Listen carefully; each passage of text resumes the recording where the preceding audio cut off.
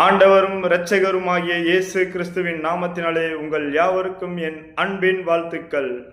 எல்லோரும் சந்தோஷமாயிருக்கீங்களா? சந்தோஷமாயிருங்கள். சந்தோஷமாயிருப்பதே தேவனுக்கு பிரியமான காரியம். வாங்கள் இப்பொழுது தேவனுடைய வார்த்தையை கேட்போம். மனுஷராலே போதிக்கப்பட்ட கற்பனை.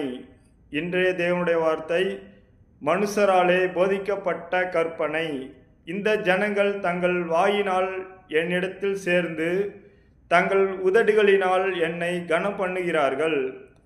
அவர்கள் இருதயமோ எனக்கு தூரமாய் விலகியிருக்கிறது.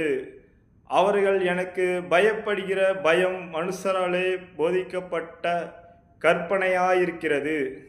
ஏசாயா 29 அதிகாரம் 13 இன்றைய தேவனுடைய வார்த்தையின்படி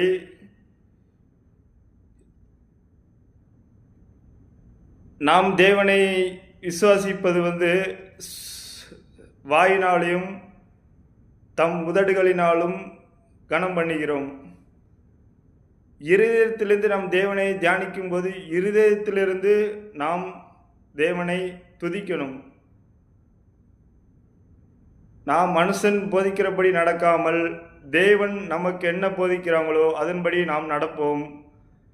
இன்றைய தேவனுடைய வார்த்தையை முழுவதையும் கேட்ட பார்த்த உங்கள் யாவரையும் தேவன் தாமே ஆசீர்வதிக்கவே ஆசீர்வதித்து பெருகவே பெருக செய்வார். தேங்க்யூ. God bless you.